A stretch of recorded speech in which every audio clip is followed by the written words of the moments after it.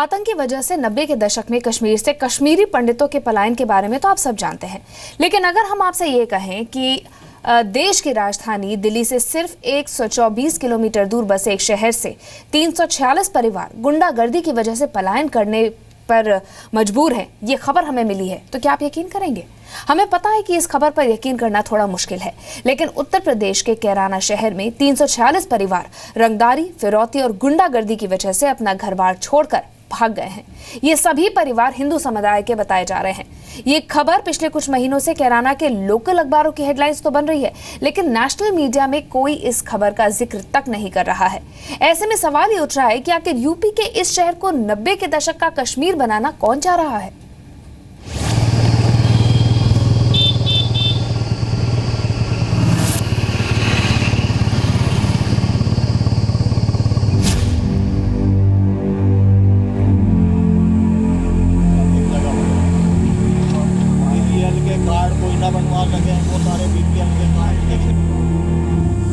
चले जाएंगे, रहना तो उन्हीं लोगों को है ना।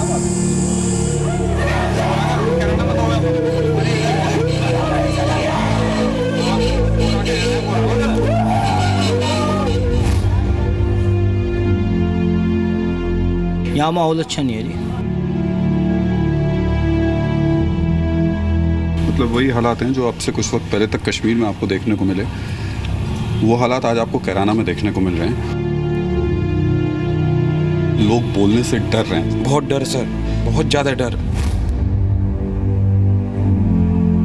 1990 के दशक में कश्मीर, 2016 में उत्तर प्रदेश का कैराना।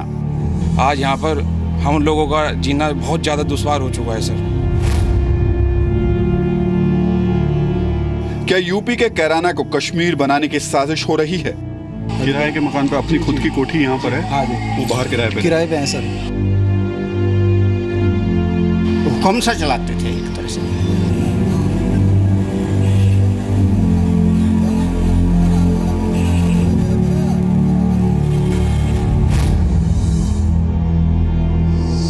नमस्कार, मैं हूँ राहुल सिन्हा। 90 के दशक में आपने कश्मीरी पंडितों के पलायन के दर्द को देखा और समझा होगा, लेकिन आज 2016 में हम आपको उत्तर प्रदेश के एक ऐसे शहर में लेकर चल रहे हैं जहाँ न जाने कितने हिंदू परिवारों को पलायन होने पर मजबूर होना पड़ रहा है। उत्तर प्रदेश के शामली के कैराना में कई हिंदू परिवार पलायन कर चुके हैं। इसकी वजह क्या है? क्या वहाँ के हालात बिल्कुल वैसे हैं जो कश्मीरी पंडितों को देखने पड़े थे, या फिर मामला कुछ और है? आइए आज चलते हैं और जानते हैं कि आखिर इन हिंदू परिवारों की आवाज़ कोई क्यों नहीं बन रहा, इनके पलायन की असल वजह। मजहब नहीं सिखाता आपस में बैर रखना, हिंदी है हम वतन है हिंदुस्तान हमारा। लेकिन ये कितने दुख की बात है कि राजनीति के नाम पर अपने मतलब की रोटियां सेकने वाले कुछ लोगों की वजह से हमारे देश में हिंदू मुस्लिम एकता के बीच नफरत की दीवार खड़ी की जा रही है।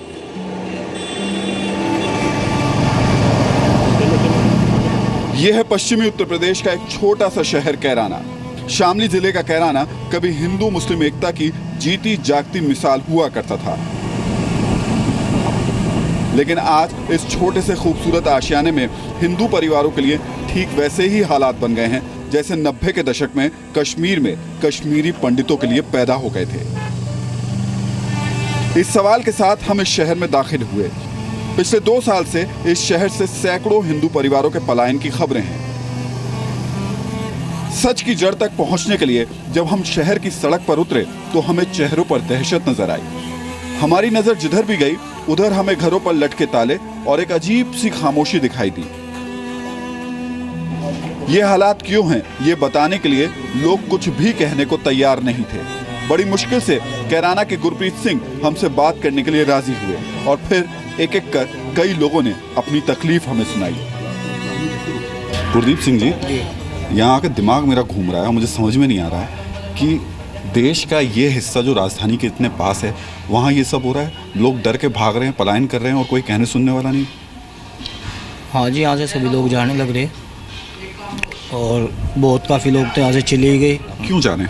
यहाँ माहौल अच्छा नहीं है जी। कैसे अच्छा नहीं है? यहाँ दिन दौड़ी जो है 3 मर्डर हुए, रंगदारी हुई। कभी यहाँ 17,000 हिंदू या करते थे और 14,000 कुछ के करीब यहाँ मुसलमान होते थे।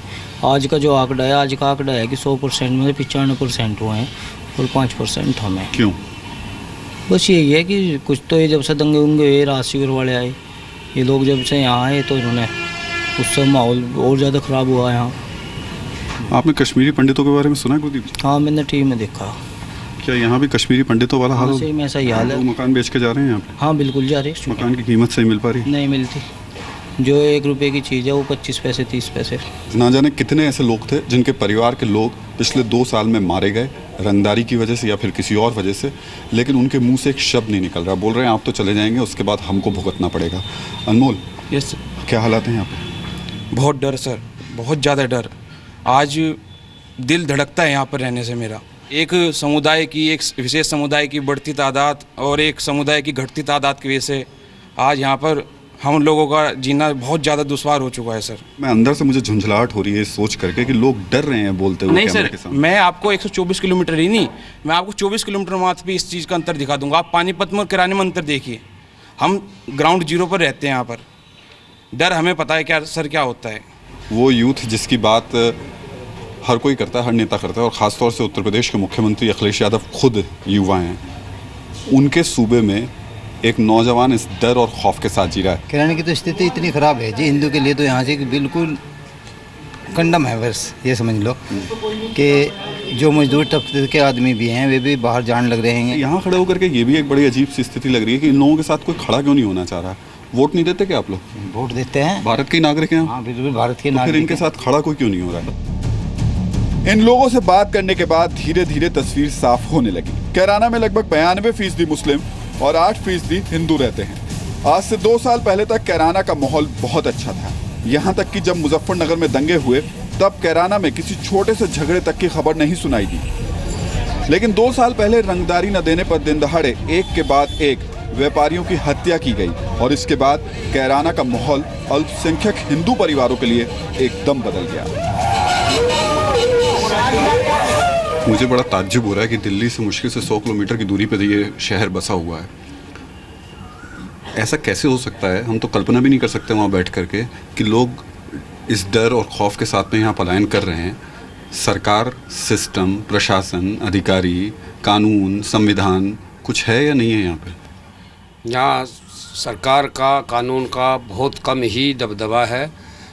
ना सरकार से कोई डरता है, ना कोई प्रशासन से डरता है। मनमानी करते हैं पुलिस वाले मन अनदेखी करते हैं हर एक मामलों की। रोज़ाना कोई ना कोई घटना हो जाती है। पलायन का सबसे ज़्यादा कारण यह है कि लूट खसोट। अभी यहाँ एक पंजाबी परिवार का एक बहुत बड़ा किराना की दुकान थी, शाम के टाइम पैसे लेकर घर जाने लगा टीचर कॉलोनी में, उसका थैला छीन लिया। 3 दिन बाद ही मकान भी बेच कर और दुकान भी बेच कर चले गए। अच्छा, आप जब व्यापारी शब्द का इस्तेमाल कर रहे हैं तो इस व्यापारी में सभी धर्म के व्यापारी आ रहे हैं या किसी एक धर्म के व्यापारी ही ज़्यादा आ रहे हैं? एक धर्म के व्यापारी केवल, हिंदू धर्म के जो वैश्य कम्युनिटी। मैंने कुछ वक्त पहले मैं कश्मीर गया था और कश्मीरी पंडितों की खबर की थी मैंने, और मैंने देखा कि 90 के दशक में उस वक्त आतंकवादियों ने सबसे पहले उन्हें शिकार बनाना शुरू किया और फिर ऐसे हालात बने कि उनको छोड़कर जाना पड़ा, निकलना पड़ गया। अब मैं यहाँ खड़े होकर जब मैं देख रहा हूँ तो मुझे तस्वीर में कोई ख़ास अंतर नज़र नहीं आ रहा है। यहाँ से भी ऐसे ही लोगों को पलायन करना पड़ रहा है, अपनी ज़मीन छोड़नी पड़ रही है, अपनी जायदाद छोड़नी पड़ रही है, भागना पड़ रहा है जान बचाने के लिए। आप लोगों को कोई फ़र्क दिखाई देता है? नहीं, कोई फ़र्क नहीं दिखाई देता, बिल्कुल ऐसा ही है। वैश्य कम्युनिटी के यदि आप मकान देखेंगे, इतने बड़े बंगले खाली पड़े हैं जो देहरादून चले गए लोग। कैराना तो छोड़िए, आसपास बसे व्यापारी भी इस शहर में बसे हिंदू परिवारों को लेकर कुछ भी बोलने से डरते हैं। क्यों निकले आप कैराना से? वहाँ थोड़ी दबंगई थी। जो हमारे दूसरे संप्रदाय के लोग थे वो मान लो हमसे दवाई लेके या अपनी दबंगाई, हमें ये करो वो करो, ऐसे हुक्म से चलाते थे एक तरह से। कुछ वक्त पहले शामली से बीजेपी सांसद हुकुम सिंह ने इस मामले को उठाया, लेकिन उनके विरोधी इसे चुनावी स्टंट बता रहे हैं। हुकुम सिंह जी, ये क्या सिर्फ एक अपराधी और आपराधिक वारदातों को हम देखें या फिर ये एक फोकस सिर्फ टारगेट किया जा रहा है किसी एक खास कम्युनिटी को और फिर वो बाहर जा रहे हैं? क्या ये हालात आपको कश्मीर में जो कश्मीरी पंडितों के साथ हुए थे वही नज़र आते हैं या ये कुछ और है? लगभग मुझे वही नज़र आ रहे हैं, क्योंकि इसके 2 कारण हैं। एक तो जो तत्व यहाँ से गया, जो एलिमेंट गया यहाँ से, वो संपन्न था, पैसे वाला था, उसके पास में अपने अच्छे अधिष्ठान थे, लाखों लाखों रुपए के सेल वाले भी थे, अच्छे उनके भवन थे। तो उनके सामने नज़रिया ये था कि ये जाएंगे, इनकी दुकान पे भी कब्ज़ा होगा, इनके मकान पे भी कब्ज़ा होगा, और जब कब्ज़ा करेंगे आगे उनको करोड़ों करोड़ रुपए की संपत्ति मिल जाएगी। यही वहाँ कश्मीर में हुआ। कैसे संभव है कि इस देश में लोगों को ज़बरदस्ती भगा दिया जाए? मैं वहाँ जाकर लोगों से बात करूँ, लोग कह रहे हैं कि हम आप कैमरे से बोलेंगे नहीं, आपके सामने हमें गोली मार दी जाएगी। ये तो बड़ी अजीब सी स्थिति है। हाँ, अजीब स्थिति है। वातावरण तो यही है। बोल रहे हैं, हम बोल रहे हैं क्योंकि हम उनके प्रतिनिधि हैं। अब हर आदमी को बोलने की आवश्यकता भी नहीं है। हम बोल रहे हैं, खुल के बोल रहे हैं, और हर जगह बोल रहे हैं, हर मंच पे बोल रहे हैं और बोलते रहेंगे।